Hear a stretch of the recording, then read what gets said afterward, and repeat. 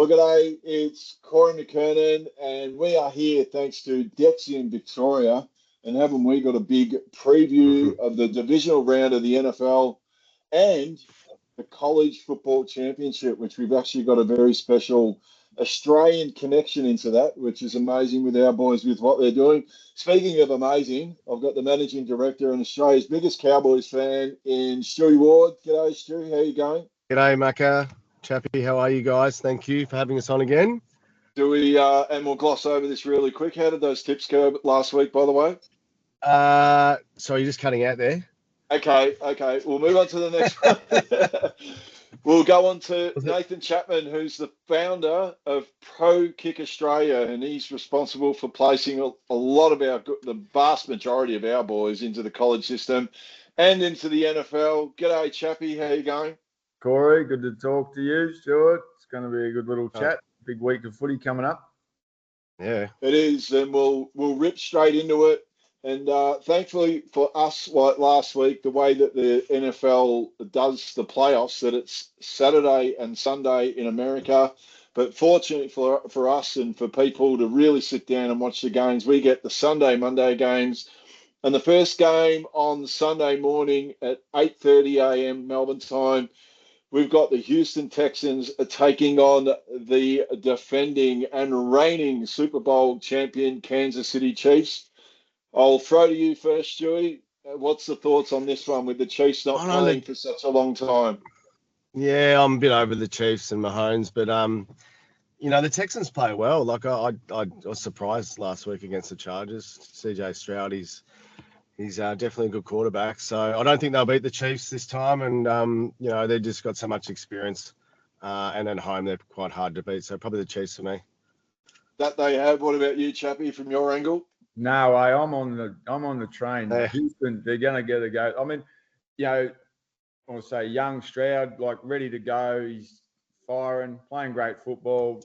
Can't stop them. They're too naive and they just play ball. Chiefs are great, absolutely, but no, Houston all the way. There you go. Houston all the way. There you go. And you know what, boys? I don't know whether the Texans will win, but whenever you go into these environments, just look for this, everyone. If Houston start really well, the crowd start getting a little restless. Kansas City have done this all year, where they've been really slow and lethargic, and then in the end, they've somehow, I think, been really lucky. It could be a huge opportunity. Not that I'm advocating punting, boys, as in not the kicking punting, but if you want a few shekels, there may be some very good value on offer, and maybe the line might be a good one in this stew. This may be a really good line. I think the line.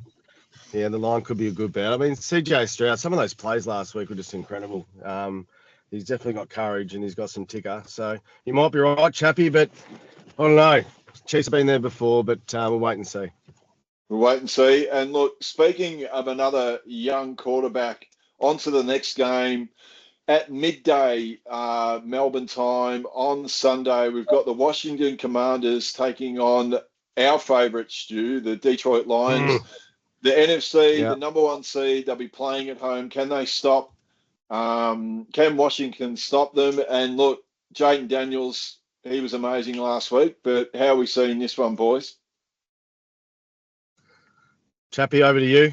Well, you know what? I'm going to say, if you can get in there and doink one off the crossbar to get in, I'm going Washington all the way. I think this is going to be a round of upsets. So I'm pushing back on the system, and I'm underdogs every week. Oh, there you go.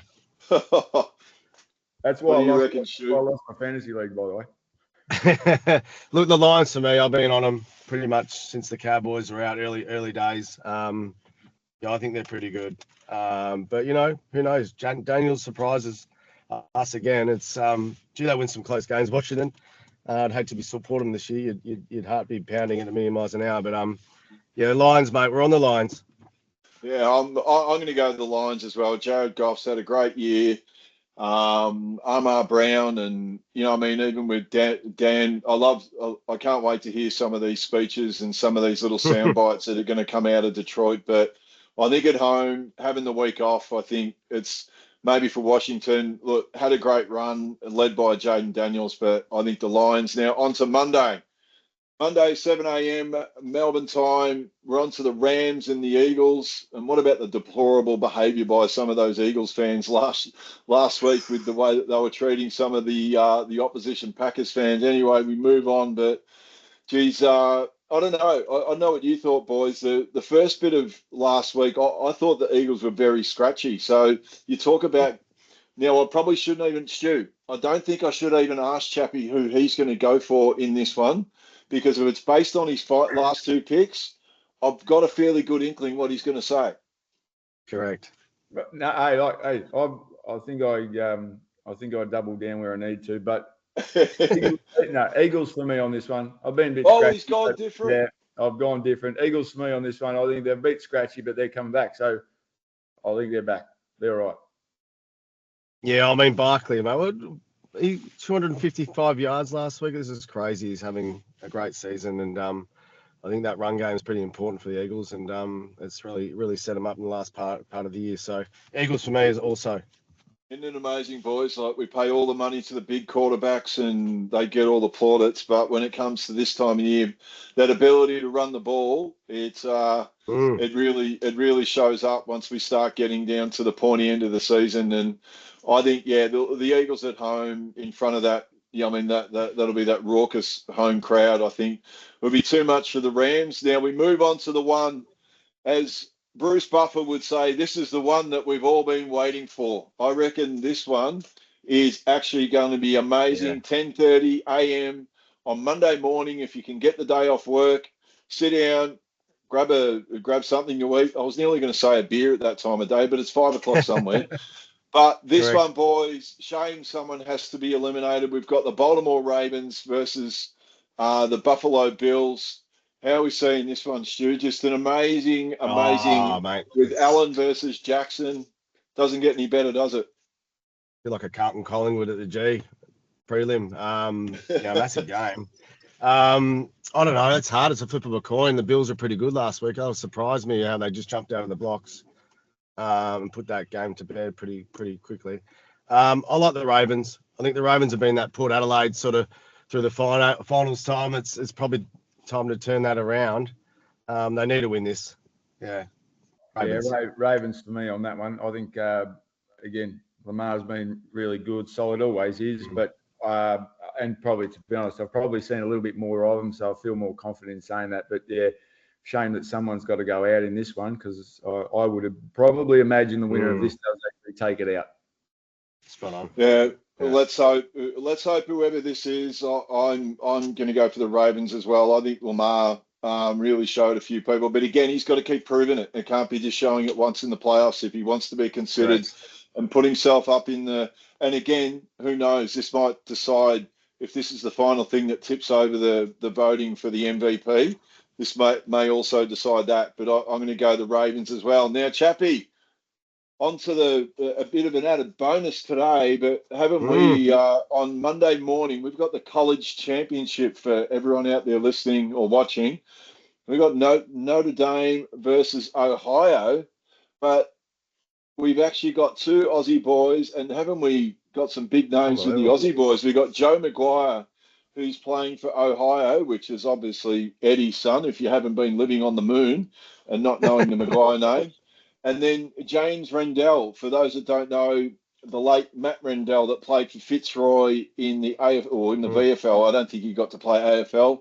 Now, Chappie, your area expertise, and again, even from your view, mate, how when you have moments like this where people come to Prokick and they're out in the parks and the back blocks and you're trying to explain what they're going to do, but bloody hell, mate, like you've got two boys that are playing on the biggest stage. How does that feel?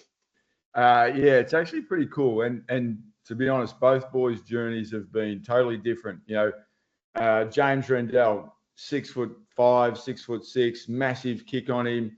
Got came into the program, had to work really hard, got his opportunity, kicked really well on video in front of Notre Dame coaches, got his opportunity, turns up 3 weeks before training camp starts, has to learn on the hop, has I'll call it a rough start to his career, and it was difficult and had to learn when he got there. Found his feet, been solid, been getting better each week. So now he's in a really comfortable position to play really well. Joe Maguire, on the other hand, was a couple of years prior, didn't have the biggest kick, was solid, but got an opportunity to get to Ohio State, learn behind another player of ours. So he was in the system. He redshirted for a year behind Jesse Mirko, who then moved on. Joe then gets the starting spot 2 days before the first game, round one, and has been rock solid all year. So 2 totally different journeys. One sort of had a bit more experience and stepped up to the plate. The other one had the bigger leg, got in, and is just starting to find his feet. So super excited. Like you said, both humongous names in the football world over here. I was talking to Eddie this morning, had a great chat. You could tell he's smiling from ear to ear. But yeah, just it's going to be a real cool game. 2 really good teams too. So played pretty well all year. Wouldn't that be the ultimate question to ask Ed? And actually, this is given that Stu's also a Collingwood fan. Imagine giving Ed the dilemma. Would it be for Joe to win the national championship or win the Super Bowl, or would he choose to win for Collingwood to win the flag? That would be really a big dilemma for That's Ed, wouldn't it? Very tough question. Who's going to win, Chappie? I mean, Notre Dame have been probably the surprise packet. Ohio State have been, against Oregon Ducks, they just smashed them early. And I'm a Ohio State fan, and Howard's been great this year. But gee, I think it'll be a tight game, but it's it's going to be good to watch. Yeah, I sort of look at it 2 ways. So Notre Dame have been a team that I would say college football, you love them or hate them, and I think most people hated them unless they played for them. Freeman's got them into a position of being really good to watch, strong, and sort of got that feel, almost like what Collingwood did with Craig McRae, brought a different feel. Even oppositions are going, hey, I really like the brand of football they're playing. It's exciting, super tough. Yeah. I've always wanted to put a player at Notre Dame, and I thought that was like a challenge for us. So that, for me, has been a really big thing this year. We've had 3 or 4 guys go through Ohio State, so we've got a longer connection there. And, to have Joe there is amazing. I will be going for Ohio State because I have a signed number 42 Joe Maguire jersey, which means I have to wear it. So therefore, I'm going for Ohio State. But you're right. I sort of feel like, I don't know, there's something that's telling me, Notre Dame have been grinding out and just been rock solid all year. And I feel like Ohio State's just sort of been building their stuff. Everything throughout the year is win, win, win. You must win Michigan. I reckon they just really reset from that, and they've gone, well, we're just going to go gangbusters for the rest of the season. Yeah, I think they've done that. No, it's a good weekend of NFL and college. I'm looking forward to it. But if they have to punt 15 times, I'm happy for that too. So, Chappie, just in one word, who wins? Is it Ohio or Notre Dame? Ohio State.